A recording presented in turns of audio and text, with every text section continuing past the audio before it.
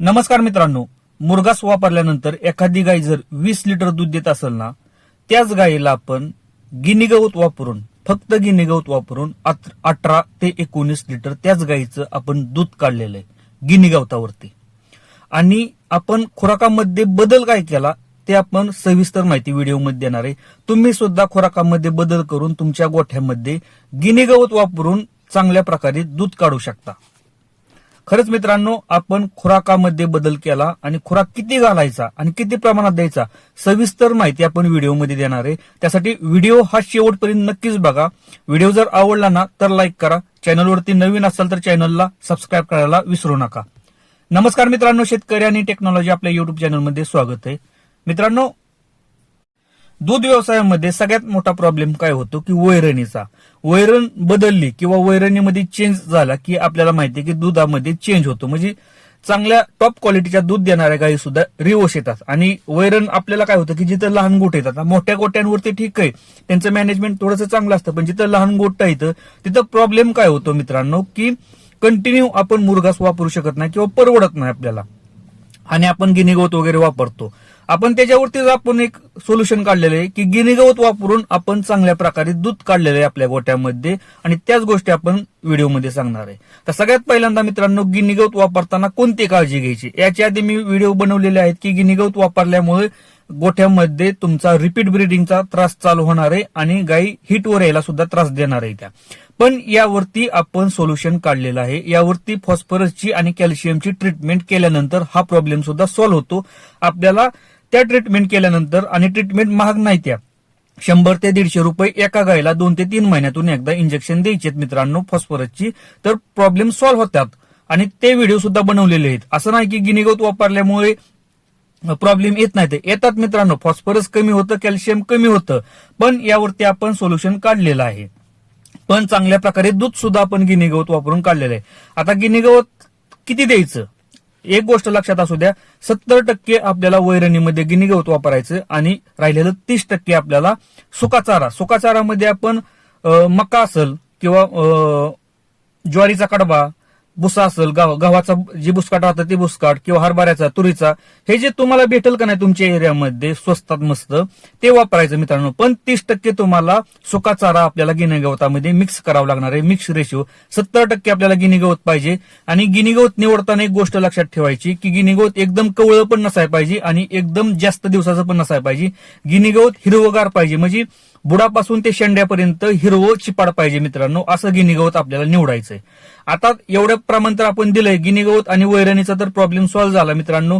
आणि फॉस्फरस वगैरे कमी झाल्यानंतर आपण ट्रीटमेंट तर करणारच आहे. आता विषय राहतो की खुराक. आता समजून घ्यायचंय मित्रांनो की मुरघास दिल्यानंतर दूध का देतात किंवा मुरघास जिथं वापरतात ना त्या गोट्यावरती जाऊन त्यांचं नियोजन बघायचं. बघा मित्रांनो, जिथं कंटिन्यू मुरघास किंवा हिरवी मका वापरली जाते ना, तिथली लोक खुराक देताना सुद्धा मागं पुढं सरकत नाही ती, म्हणजे कमी करत नाही ती. खुराक देताना सुद्धा त्यांचा चांगल्या प्रकारे खुराक दिला जातो. आता खुराकामध्ये काय, बार्ली असेल, मका बारडा असेल किंवा गोळी पेंड असेल, हा खुराक मित्रांनो जास्त प्रमाणात दिला जातो. आपण काय करतो लहान गोट्यांवरती, एकतर आपण चांगल्या प्रकारे वैरण पण देत नाही आणि चांगल्या प्रकारे खुराक पण देत नाही त्या गायीला. त्यामुळे आपल्या गायीत तेवढ्या रेंजमध्ये दूधच देत नाही. ते आपण काय करायचं इथं लक्षात असू द्या, मुरघासामध्ये सगळ्यात महत्वाचा जो घटक असतो ना ते कणीस असतं, कवळं कणीस. कवळं कणीस मित्रांनो हे दूध वाढवायला मदत करतं. तुमचा मुरघास मदत करत नाही. मुरघासामध्ये असणारं जे कवळं कणीस आहे ना ते सगळ्यात महत्वाचं असतं आणि ते गाईचं दूध वाढवतं. पण आपल्याला आता गिनी गवतामधून तर ते भेटत नाही. मग आपल्याला त्या कणसाच्या जागी रिप्लेसमेंट काय करायची. समजा आपण जर एखाद्या गाईला जर 2 किलो जर खुराक देत असेल आणि 2 किलो सकाळी आणि 2 किलो संध्याकाळी देत असेल ना, तर एक गोष्ट लक्षात असू द्या, त्या गाईचा खुराक वाढवा तुम्ही. खुराकामध्ये काय वाढवायचं, आपल्याकडे एकतर मका बारडा पाहिजे, बार्ली, मका बारडा नसेल तर बार्ली पाहिजे, नाहीतर गोळी पेंड पाहिजे. काय करायचं, एक गोष्ट लक्षात असू द्या की हा खुराक वाढवताना ना एकदम वाढवायचा नाही कधीच. तुम्ही जर 2 किलो सकाळी आणि 2 किलो संध्याकाळी जर ठेवत असाल ना खुराक, तर 200 ग्रॅम सकाळी वाढवा, 200 ग्रॅम संध्याकाळी वाढवा, परत दुसऱ्या दिवशी 200 ग्रॅम वाढवा, संध्याकाळी 200 ग्रॅम वाढवा. एकदम का वाढवायचा नाही मित्रांनो खुराक का वाढवायचा नाही, त्या मागचं कारण आहे, कारण रुमन जे की पोट आहे ना मित्रांनो ते जाम होण्याची शक्यता असते, ब्लोट होण्याची शक्यता असते. आणि ऍसिडोसिस नावाचा प्रकार म्हणजे गाईचं खाणं पिणं बंद होतं, रुमन काम करायचं बंद होतं, कारण खुराक जास्त प्रमाणात दिल्यानंतर. आणि खुराक देताना एक गोष्ट लक्षात ठेवायची, खुराक हा वाढवताना हळूहळू वाढवायचा, कारण आपल्याला रिझल्ट हा हळू पाहिजे.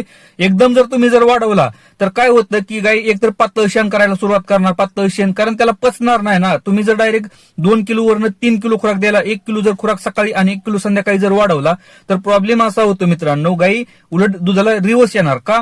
कारण खाल्लेलं ते पचलंच जात नाही, डायरेक्ट शेणावाटे बाहेर पडणार, गाई पातळ संडास करायला सुरुवात करणार. ही गोष्ट लक्षात असू द्या. त्यामुळे 200-300 ग्रॅम वाढवा, प्रत्येक दिवशी वाढवा. एक 8 ते 15 दिवसामध्ये आपल्याला 1 किलो सकाळी आणि 1 किलो संध्याकाळी खुराक वाढवायचा. तुम्हाला 15 दिवसामध्ये रिझल्ट भेटणार आहे. तुमची गाई जर 15 लिटर दूध देत असेल ना, 17 ते 18 लिटर तुमची गाई, 30 गाई तुमची दूध देणार आहे. परत आपल्याला काय करायचं की परत अजून थोडासा अर्धा किलो वाढवा सकाळी आणि अर्धा किलो संध्याकाळी वाढवा.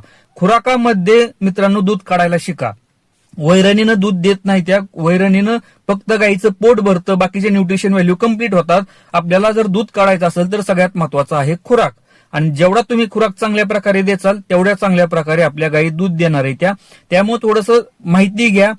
गिनी गवतानं मुरघासापेक्षा गिनी गवतानं 1 ते 2 लिटरचा तुमचा फरक पडणार आहे.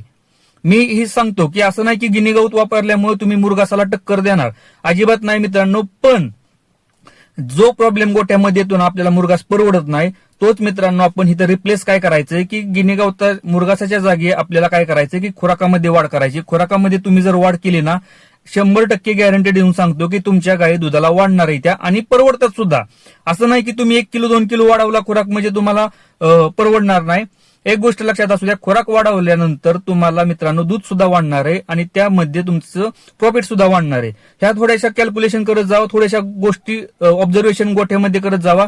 100% गॅरंटेड देऊन सांगतो मित्रांनो, दूध व्यवसाय हा इथं परवडतो. पण आपण काय करतो की लक्ष देत नाही.